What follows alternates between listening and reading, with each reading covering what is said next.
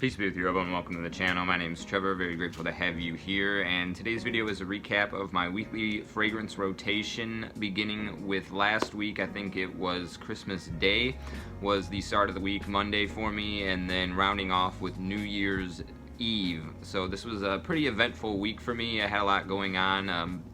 Daughter was sick as well, so I was kind of tending to her, running a pretty high fever. So didn't get as much time to grind out on some fragrance content, but I did get a lot of great wearing experiences, so I'm just going to start off sharing with you the first of those. I had a pretty good Instagram pic for this one on Christmas Day. This is Guerlain L'Homme Ideal Extreme. So this is definitely one of my favorite lines in fragrance altogether. Really big dent in this one, and the EDP is my most worn fragrance to date in my collection. I've gone through almost 2 bottles of it, so really excellent stuff.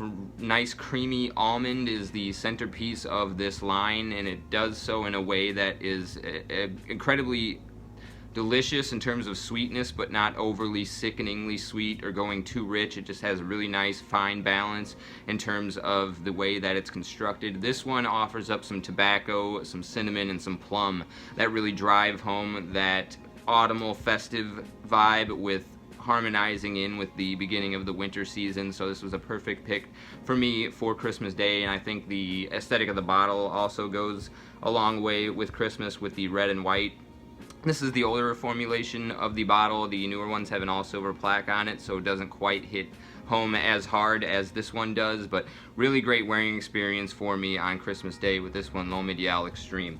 Okay, so the next day after Christmas, the sort of holiday spirit had begun to dwindle down. We still had New Year's on the horizon, but the festive season of Halloween and the autumn and Christmas was coming to a close, and it kind of sucks a certain light out of the air in some sense. You get into that aspect of winter where it's a little bit overcast a lot of the time. The colors are really subdued. It's a lot of gray and brown and black and slush, and I think this is a really great fragrance for that time of the year. It still has a nice warm cozy facet to it. Really, this is kind of like a sparkly root beer with mingled in with smoke, almost like a smoked root beer or a root beer aged in some type of wood that gives it that smoky taste. Really awesome stuff. The resins in here, I think maybe like olibanum or frankincense, something to that effect, also give it a sparkly aspect to the soda-like accord. Not overly sweet though. It does lean a little bit more resinous and rich in that sense than something that's a dollop of vanilla or something of that nature. This is definitely, although I haven't even really picked up many of the new releases for 2023, I think this is my favorite that I've gotten my nose on.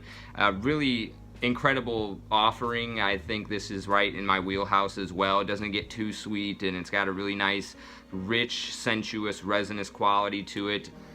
Really looking forward to wearing this one a lot more here in January. I think December is a great time for this one. It captures that sort of vibe of the sunlight dwindling down to its lowest point on the 21st, traveling through the autumn and preparing for the winter time, and I think it's going to be great for that ascent back into the lighter days as well, where we're still somewhat in the heart of darkness in terms of how much daylight we get. So this one is going to be a welcome companion for the depths of winter for me, and I think it's perfectly fine for autumn as well, but it's got a certain darkness from the resonance and sort of root beer quality in here that I think it's really kind of earthy as well. Patchouli is the main sweetening factor in here as opposed to vanilla, so you get an earthy, natural style sweetness with this one. Really could go on at length about this, but want to get some more wares out of it before I do a full review, but this is definitely one worth getting your nose on for 2024. Okay, next, I'm going to be doing a most worn fragrances of 2023 coming up soon. Probably going to be my next video that I drop on the channel here. This was my second most worn fragrance, coming in behind another from the same house, but this is Dior Sauvage Elixir. Donned this one on Wednesday night. It's the shift that I work on the evenings. I do believe I even, the person that normally closes the delivery position on Wednesday called off, so I ended up staying there a little bit later, which was good because this one has the lasting power to carry you through a situation like that. Really beautiful licorice, lavender, and nutmeg, and some warm spicy qualities, all coming together in a somewhat classical fougere style appeal, but a lot more dense and rich and dark than any other style barbershop fragrance that I've got in my collection, at least. Just also very compliment pulling, mass appealing, just something that is really hits on all cylinders. It's perfect for the fall, winter, and even the beginning parts of the spring, like in March, because of that lavender that it has going on here. It gives a really beautiful aromatic quality to this fragrance, and I think now that it's been on the market for a little while and it's hitting discounters, you can find these 60 ml bottles for right around the $150 price range, and I think for what you're getting in here, this is well worth the money for that price, and it coming from a brand that really knows what they're doing. Perhaps, I think, definitively my favorite designer brand, so that's Dior Sauvage Elixir for Wednesday. Okay, next one, a little bit of a hidden gem now. I think it's been discontinued, so it's no longer showing up at the discounters, which is sad because it's really a great combination of accords and notes for the December Christmas type season.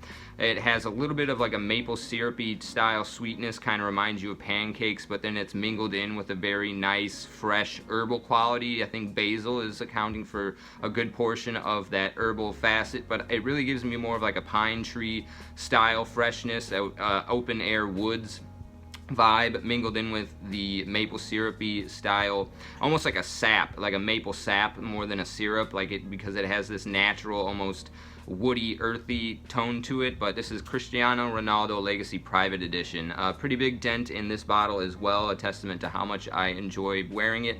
Haven't worn it all season, but I just felt like Thursday was one of the few days where we actually got a little bit of sunlight. Most of the whole month of December it's just been overcast and gray, so the freshness in here really did a good job of carrying me through that little bit more bright, exuberant feeling day that we had. Still pretty cold and frigid around the 30-degree Fahrenheit mark, but this one was great. Was catching wafts of it all day, lasted like all day long. As far as my work day, I smelled it in my shower when I got home that evening. Really beautiful stuff. It used to be a cheapie. You could get this for like anywhere between $25 and $35.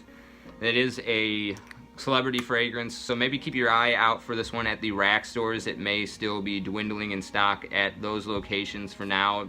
It does come in and out of stock. I remember last winter I wanted to put this on a top 10 cheapies list, but it was unavailable, and then it came back, so maybe this one will show back up again because it is really quite a gem. And shout out to Michelle at Curly Fragrance. I think she was the one that put me onto this fragrance in the first place. So that's Cristiano Ronaldo Legacy Private Edition for Thursday.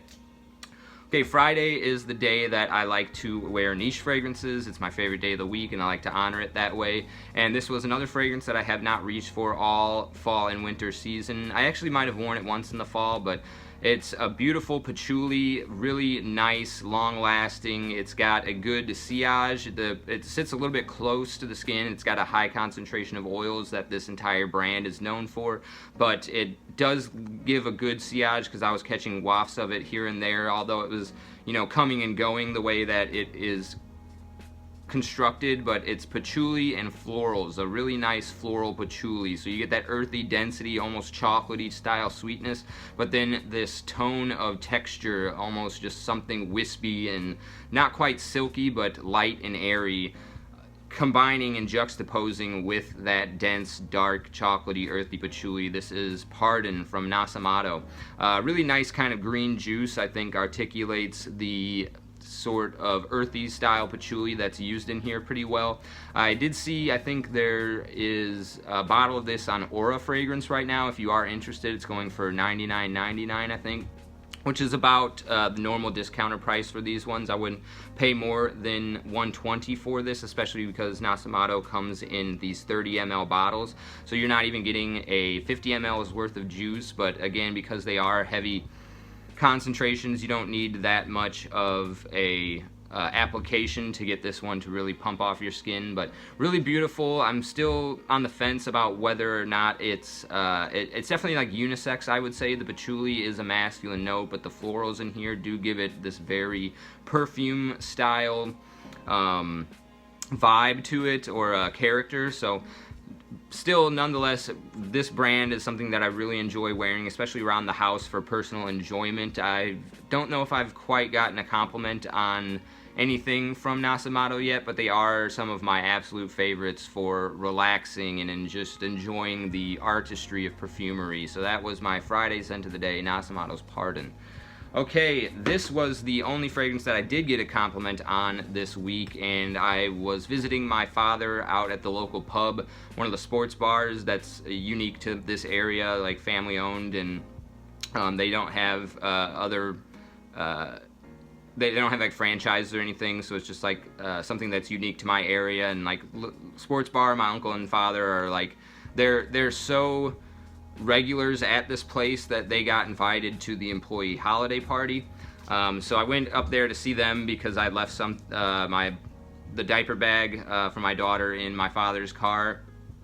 We had something going on. I had to fix my vehicle, and I was working on it over at their house because it died at their house when I was doing laundry. Anyway, so I went to go see him at the pub and got a compliment from one of the people sitting up at the bar on this one, and it is none other than Khamrah Qahwa. So this is the coffee flanker to Khamrah, and I do enjoy this one a little bit more than Khamrah because this has a little bit more of a masculine style appeal to it. Khamrah gets a little bit floral and perfumey, and whereas this one gets a little bit more spicy.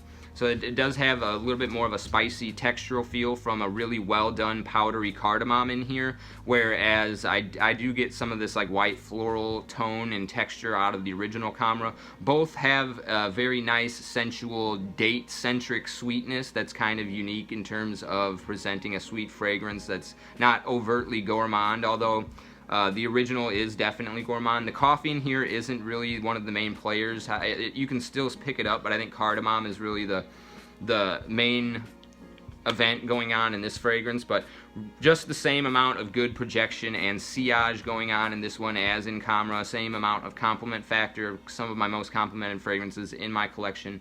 And I do enjoy this presentation a little bit more than Khamrah as well. I like this gradient sort of the way that the juice and everything is going on in here. I think this is a class act, especially for the $35 price point that these are going for right now. First full wearing of this one, I think. I've worn around the house quite a bit. I've kind of just been comparing this and the original, but this was really great for wearing out on Saturday, doing a little bit of running around. And it started off dreary and cold on Saturday, but opened up into a really nice, bright, sunny day. That Saturday and Thursday were the only two sunny days we've had in like about a month, so this was a great one, just wearing out and about, and easily a people pleaser. So that's Khamrah Qahwa for the day before Christmas Eve. And the 31st, I decided to wear this fragrance as my scent of the day by entering it into a spray off challenge. So you can go and check that video out. It was one of my more recent uploads. New Year's Eve spray off challenge. I selected 8 fragrances from Robezo8's top 10 niche and designer New Year's Eve fragrances, which was an event in and of itself because he doesn't do top 10s as often as some of the rest of us. Admirably so. It definitely takes a lot more effort to do reviews and impressions than it does to do a top 10, despite the top 10s doing a little bit better for the algorithm. But this was, I'm really glad that it won because it's technically my favorite fragrance of all time, and that is Dior Homme Parfum. So wore this one just around the house on Christmas Eve. I didn't get a chance to go out. I had an event planned with family, steak and crab leg dinner, but I had to stick around the house. My wife was working, and my daughter had a really high fever, just was not feeling well. Had to give her some cuddles and some much needed attention, but this was a perfect companion for that around the house type of atmosphere. Incredible scent bubble. Like, this is just like one of the most enveloping fragrances in my collection. It just has such a thick, robust, and like powerful scent cloud that just follows you around, and you just feel like you're in a warm blanket of some effect by the beautiful way that the iris is done in here. And then it's got a nice darkness to it that I really love about it, from some oud and some leather, and then a classiness from a rose note in here, and obviously the centerpiece iris. Just an absolute stunning composition. One of the few fragrances I would give a 10 out of 10 in my collection, and another pretty good little dent in there.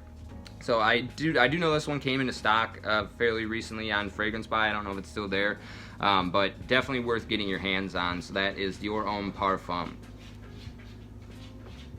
Sorry, the cat is scratching at the door over there. But that is my weekly rotation. I'm going to end it here. Let me know what you wore last week in the comment section down below. Again, Happy New Year's to everybody. Thank you so much for sticking with me to the end of this video, and I'll see you in the next one. Take care.